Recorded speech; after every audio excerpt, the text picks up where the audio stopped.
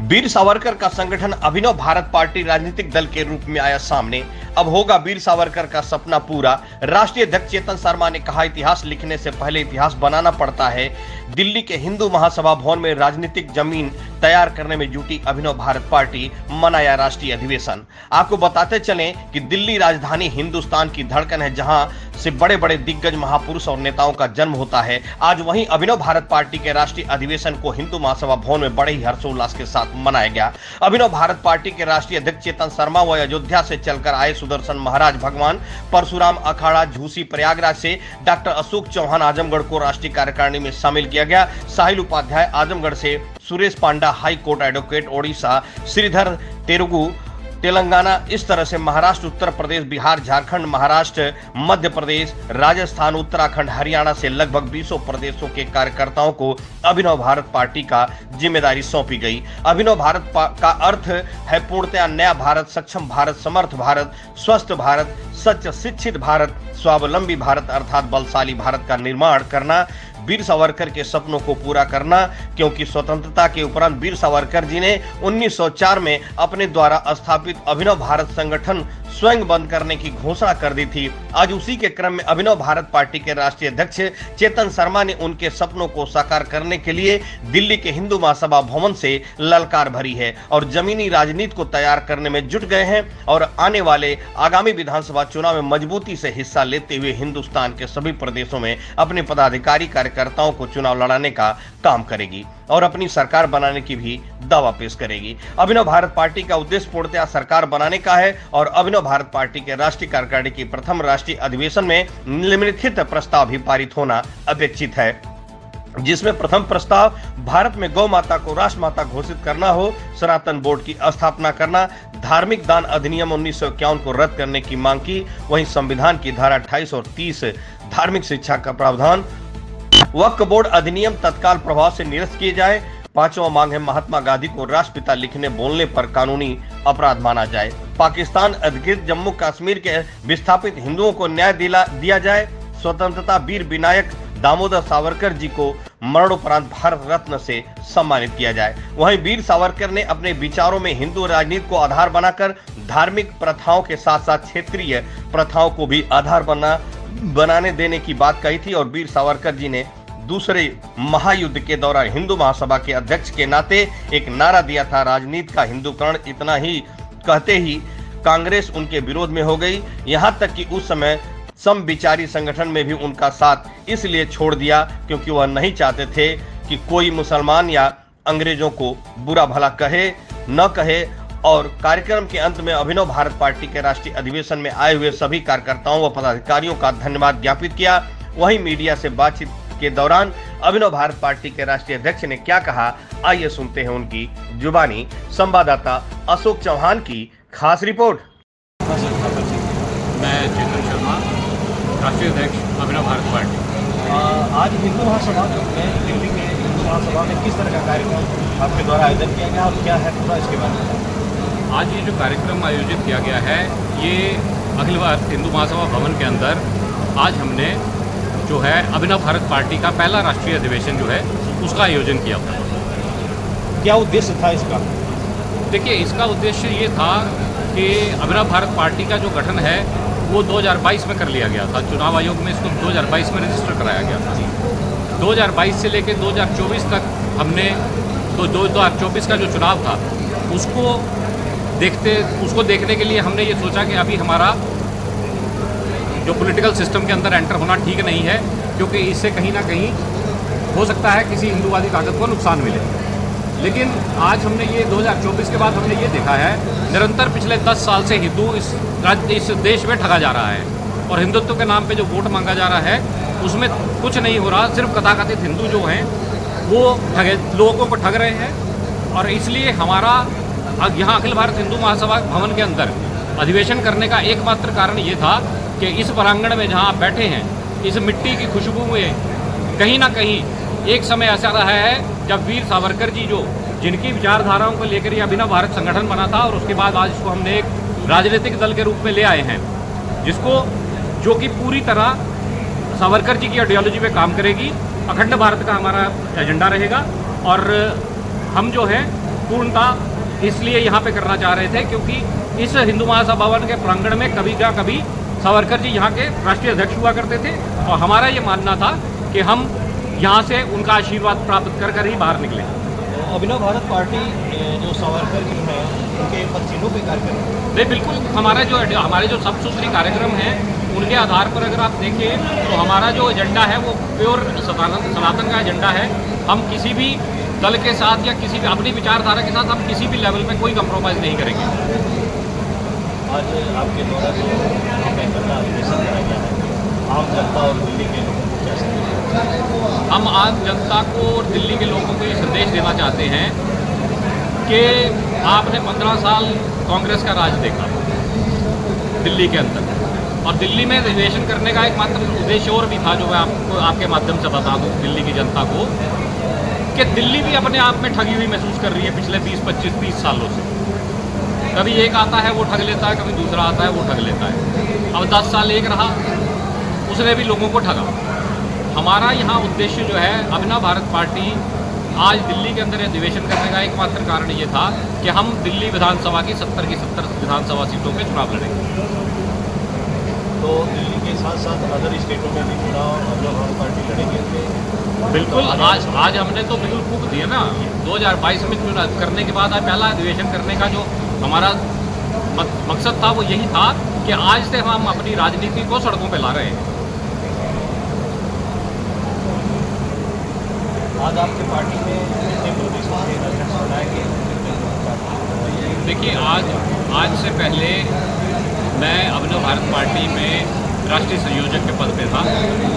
आज ही मुझे पार्टी ने दायित्व दिया है राष्ट्रीय अध्यक्ष का, और उसके साथ साथ सबसे पहले मैंने अपनी राष्ट्रीय कार्यकारिणी का गठन किया है, और उसके बाद 16 से 17 राज्यों के जो पदाधिकारी हैं उनकी हमने नियुक्ति कर दी। महाराज जी, आपका परिचय? परशुरामाचार्य ब्रह्मर्षि सुदर्शन शरण महाराज, संस्थापक भगवान परशुराम अखाड़ा। आज क्या उद्देश्य रहा महाराज जी आपको दिल्ली के इस होटल में आने का और यहाँ पे दिल्ली की धरती पर आने का?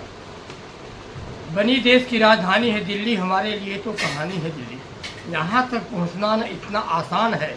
बहुत दूर दिल्ली, बहुत दूर दिल्ली, बहुत दूर दिल्ली। जनता से दिल्ली कोसों दूर है। दूरी तो है। यहाँ आने का मुख्य उद्देश्य है कि सनातन संस्कृति और सनातन संस्कृति के रक्षक अनादिकाल से उपेक्षित चले आ रहे हैं, और ये कब तक चलता रहेगा? राष्ट्रभक्त, राष्ट्र के बारे में चिंतन करने वाले पीछे ढकेल दिए जाते हैं, और गैर राष्ट्र चिंतक भारत पर शासन और सत्ता करके सनातन को समाप्त करना चाहते हैं।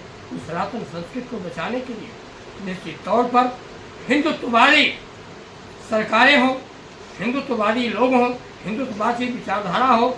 हिंदुत्व का मतलब केवल हिंदू से ही नहीं, वसुधैव कुटुंबकम से है, और हम वसुधैव कुटुंबकम की कामना करते हैं। इसे संपूर्ण वसुधा हमारा परिवार है, और यह संभव तभी है जब हिंदुत्व है, क्योंकि दूसरे स्थानों पर वो नैतिकता की बात नहीं, अनैतिकता की बात होती है, साम्राज्यवाद की बात होती है। हम समाजवाद की बात करते हैं। हम समाज को समरस बना करके सर्वे भूत सुखिनः सर्वे सन्तु निरामया सर्वे भद्राणि पश्यन्तु माँ कस्य दुख भाव भवे। सबका कल्याण चाहते हैं। विश्व के कल्याण की कल्पना तो केवल सनातन करता है। इसलिए सनातन संस्कृति की रक्षा के लिए यह भारत अखंड भारत हो, हिंदू राष्ट्र भारत हो, और अखंड हिंदू राष्ट्र हो, जैसा कि प्रारंभ में था।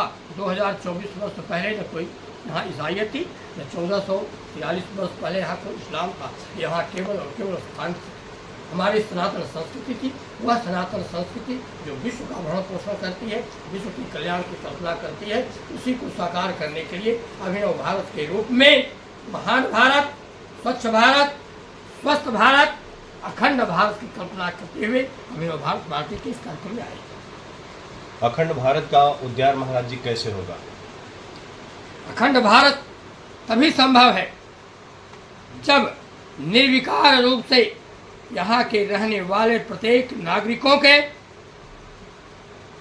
उनके मान सम्मान की सुरक्षा करते हुए भारत माता की जय बोलने वाले ही, इस पृथ्वी को माता समझने वाले ही इस पृथ्वी का कल्याण कर सकते हैं, अखंड भारत की कल्पना कर सकते हैं। वरना 9 खंडों का यह जो 9 खंडों में है, भुवन 4 10 और 9 खंडा 34 व्यापक प्रचंडा, तो ऐसे भारत का जो प्रचंड विश्वगुरु की कल्पना थी, वह खंड खंड करने के लिए लोग तैयार हैं, वह खंड खंड न होने पाए। इसलिए अभिनव भारत, महान भारत और अखंड भारत की कल्पना।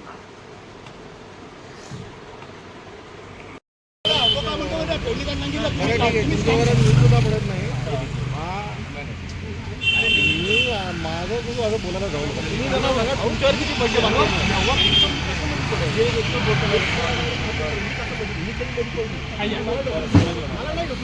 तुझ्या जागी मी असतो ना, मी पडलो तुझ्या जागी मी उड़ीसा से आया है और आज का जो प्रोग्राम था हिंदुत्व गोमाता साधु का सुरक्षा के लिए एक अभिनव व्यवस्था है। यहाँ पे सारा राष्ट्र एकजुट हुआ है और राष्ट्रवासी से जो लीडिंग ले रहे हैं यहाँ पे आज दिल्ली में आए हुए। सबसे अच्छा लगा जो हिंदुत्व के लिए काम करने वाला एक प्रदर्शनी व्यवस्था है और पार्टी है, जो पार्टी का नाम ये अभिनव भारत पार्टी, वो पार्टी से जो जुड़ा हुआ है प्योरली हिंदुत्व के लिए, गोमाता के लिए, सत्संग का सुरक्षा के लिए। अभी देखिए सारा भारत में क्या हलचल है, हिंदुओं का और गोमाता सत्संग का व्यवस्था है, जो हिंदुओं को नष्ट करने के षड्यंत्र चल रहे हैं और प्रशासनिक क्षेत्र में हिंदुओं का अपने स्वरूप चल रहे हैं और मठ परिषद और साधु को नष्ट करने का एक षड्यंत्र चले।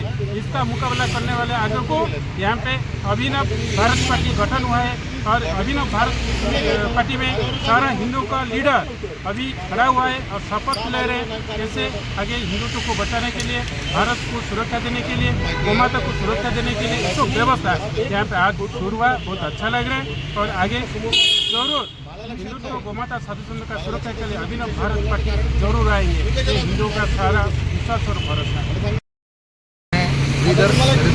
मैं तेलंगाना सीमा का अध्यक्ष हूँ। अभी भारत राजनीति में एक नया अध्याय शुरू हो रहे हैं। हिंदुओं का एकीकरण, हिंदुओं का राजनीति में अभिनव भारत पार्टी का शुरू हो गए हैं।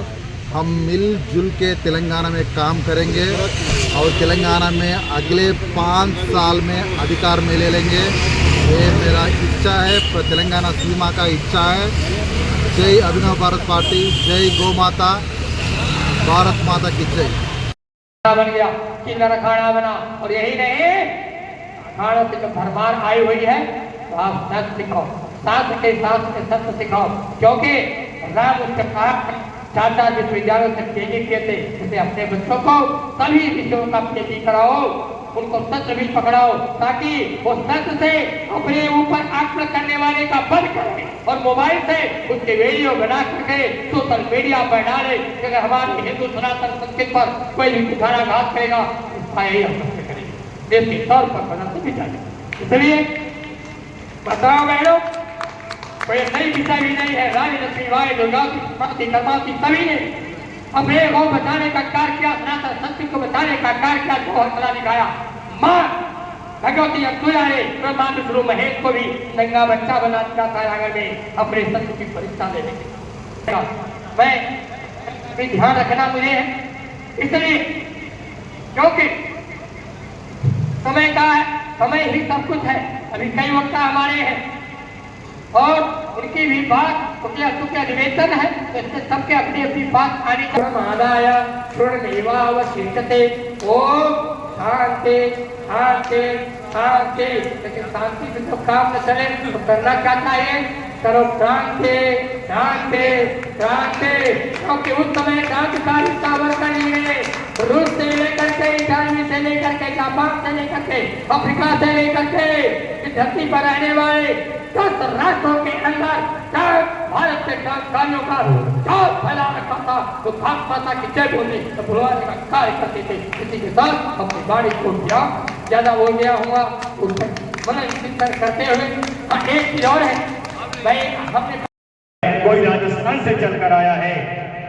अभी तो यह पहली बैठक है, अभी यह पहली बैठक है और राष्ट्रीय अधिवेशन है जिसमें हम सबको उनके दायित्वों के बारे में हमारे राष्ट्रीय अध्यक्ष जी उनको बताएंगे। पार्टी का कैसे कार्य करना है, पार्टी का उद्देश्य क्या है। अभिनव भारत पार्टी है क्या, इसका मकसद क्या है, और साफ तौर पर आप लोगों को दिखाई दे रहा है सामने कि राजनीति का हिंदूकरण और हिंदुओं का सैनिकरण। यहाँ हमारी सैन्य जो है एक फौज के रूप में मानी जाती है, और अभिनव भारत पार्टी की हमारी फौज हमारे सामने जो है बीड़ा उठानी है। और मैं आपको बताना चाहूंगा कि न जाने कौन कब जिंदगी का हिस्सा बन जाए। अब हम लोग इस कार्यक्रम के दूसरे सत्र को शुरू कर रहे हैं। मैं राष्ट्रीय अध्यक्ष श्री चेतन शर्मा जी से निवेदन